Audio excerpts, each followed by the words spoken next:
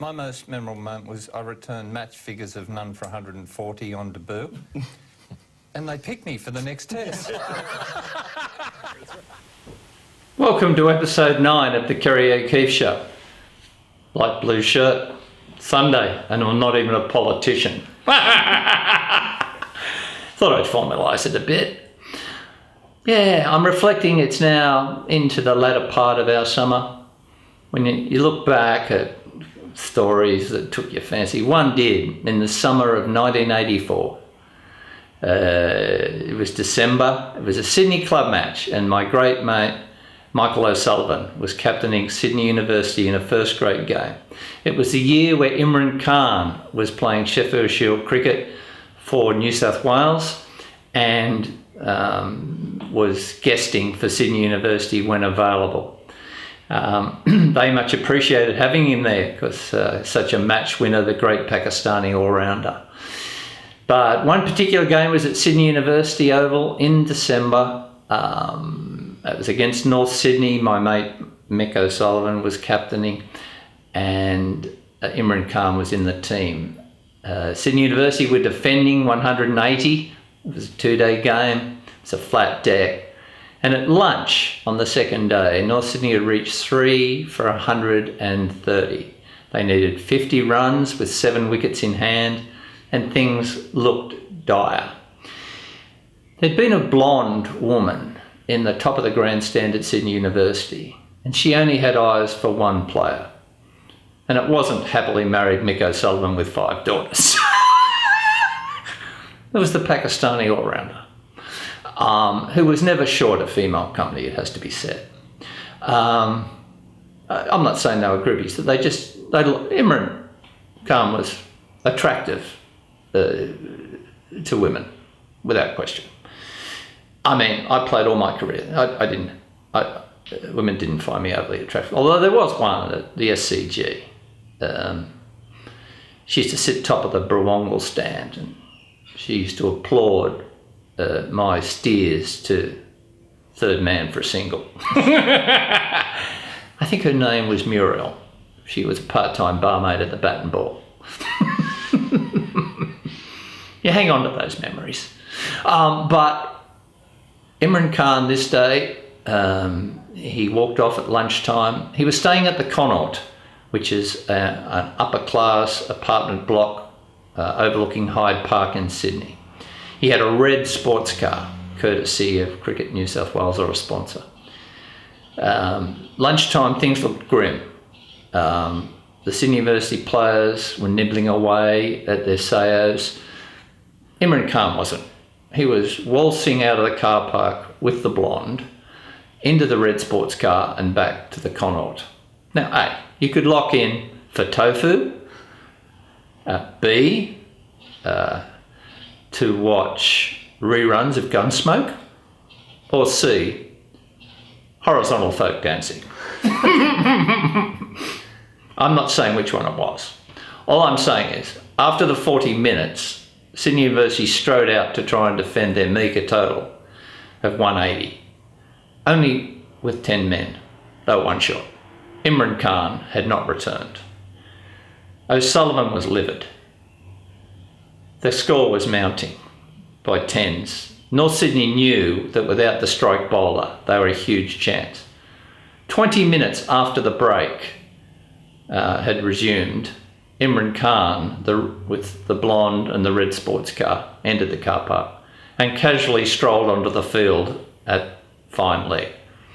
Eventually a wicket fell, 4 down, 30 needed. Imran Khan walked up to O'Sullivan and said, "I am ready to bowl now, Captain." He was Mexican. I've got to do accents better. And Mick was livid. He said, "Yes, and where have you been? Don't worry. Here's the ball." Imran Khan took the ball, measured his run out, bowled the most withering spell of reverse swing ever seen at Sydney University Oval, took 5 for 3. They won by 27 runs. Imran was last seen driving out of the car park with the blonde in the red sports car back to the Connaught. The clear message is If you're playing club cricket and the tedium of lunch gets too much for you, there are options. It's time for your Twitter questions, and thank you very much again for sending them in via the tweet. Robert Amore asks, what is the best way to schedule the Sheffield Shield so we don't have to wait 2 months for first-class cricket in this country? Well, it's a very good point, Robert. In a perfect world, I'd have Sheffield Shield cricket played through October, November and December. 7 matches of the 10-match program I'd position there so that the test players have a full surfeit of first-class games to ready themselves for the 5-day game. Then I'd play the test matches, of course, December, January, and then the Big Bash. I would be looking at Big Bash from after the Sydney Test to the end of January. Plenty of double headers and get it all done inside a month. Then I would position the Matador Cup in February. I'd make it a competition of 8 teams. I'd include the ACT and New Zealand, and I'd get it done inside a week. I'm sorry, Matador, but the fact that I want to prioritise Sheffield Shield cricket means one of the forms has to suffer. It's got to be 50 over cricket. I'd make it knockout, 8 teams, sudden death, leading to a final at the end of the first week. I know the World Cup is not that far away, but if Big Bash is going to consume the other forms, I would prefer it to consume 50 over cricket before Test cricket. And then at the end of February, I would, towards the end of February and March, I would conclude the Sheffield Shield and have the final. That way our Test players get plenty of first-class cricket leading up to the Test series. The Big Bash is done and dusted inside January, and then a very shortened form of the Matador Cup. That's a perfect world, and we know we don't live in one. As an extension to my scheduling piece, Andrew Sadlier asks, do you agree with Cameron White's assertion that players should be picked on state form rather than learn to play at a national level? Well, I agree they should be, and that's the problem with the current rationale. Chris Lynn was picked for 50 over cricket on 2020 form. Cameron White was not picked for 50 over cricket despite being the leading run getter in the Matador Cup, and Sam Heazlett was picked for the ODI series in New Zealand despite not having played a Matador Cup game for Queensland. You can see both sides to a certain extent, except players, there's a sensitivity to consistency of thought, and Cameron White would like to think at his age that he still can offer at one-day international level, and he's a better player than when he last played, and he probably is. And he has the numbers on the board. So nothing against Sam Heazlett, who's talented, doesn't cover his off stump, whereas when you look at the Steve Smiths and that, what their first priority when they bat is to cover off stump. Sam Heazlett out nicking in his only game with feet around middle and leg stump. Hello, Grapevine will be telling people about that one. But he's picked because he has ability, potential, but no form. So if you're going to use Michael Klinger as an example of somebody who's been bashing the door down with T20 form, then why would you have him in and not Cameron White for 50 over form, given his 50 over runs in recent times? It's a little bit Michael Bevan-like in as far as selectors often develop a perception of a player. And if they perceive him to have enough shortcomings at the form that they're looking at, they'll not pick him. And that is, I think, the thing with Cameron White. They've perceived shortcomings and they're not prepared to risk him. Selectors during Michael Bevan's career perceived him to have shortcomings as a test cricketer, therefore he played minimal tests, but was an absolute gun in 50 over cricket. Perception's everything in life, but it's even more relevant as a cricket selector. Bree Marshall asks, what's the best mindset for an Oz spinner for the upcoming India tour? Well, thanks for that, Bree. The spinners in India are likely to be Nathan Lyon, Steve O'Keefe and Glenn Maxwell, all finger spinners. So keep it simple. My advice to them is hang through the tough periods when you're being bombed and the crowd is going nuts. You've got to hang tough, and you've got to say prayers that Virat Kohli has been undone by Stark or Hazelwood. Good luck with that. Bazza asks, what do you think of New South Wales winning and how goes Will Somerville? Well, Bazza, thanks for that, even though it was a little pidgin English.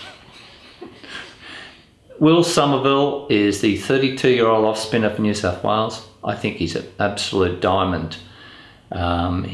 He won a game for New South Wales earlier in the year on a Bunsen in Sydney with Steve O'Keefe.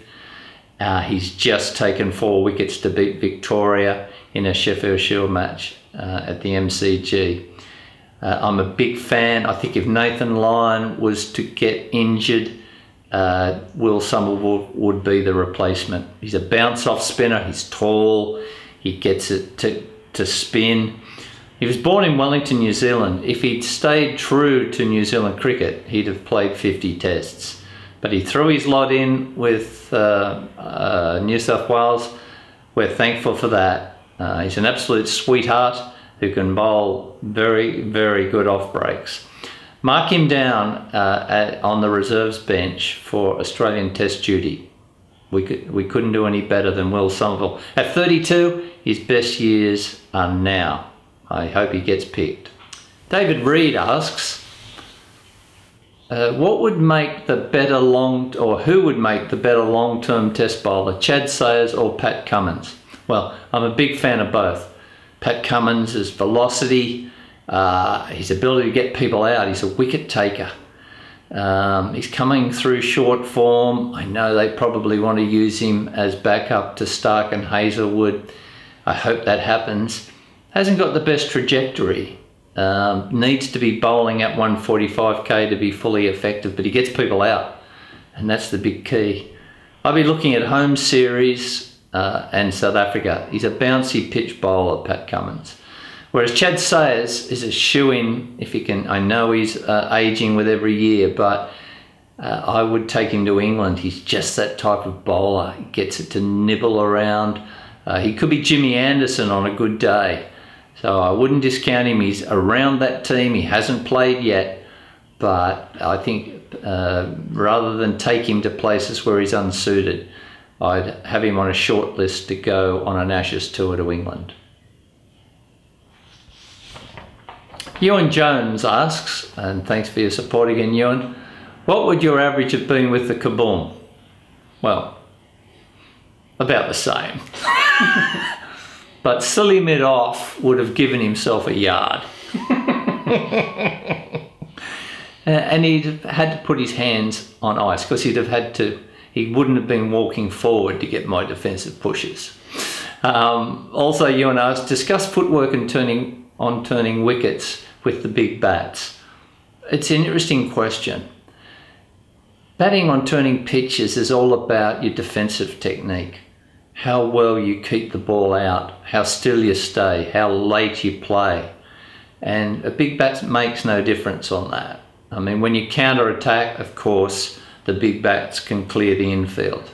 But I think it's not so much about the weight of the bat, because 80% to 90% of the time, if you're on a turner, you're defending to stay in. And that's a personal choice of the weight of the bat. Thanks for tuning into the Kerry O'Keefe Show. We want the show to become self-sufficient. So if you'd like to support the show, you can donate via our Patreon account. You get exclusive content. All proceeds will go to improving the presentation. We're looking at doing a podcast. There's a stretch goal for those interested. You get further access, and I think it's a good deal. So if you could contribute to that Patreon account, it will result in an improvement in the show. It might even be good. Thanks for your support over the last 9 weeks.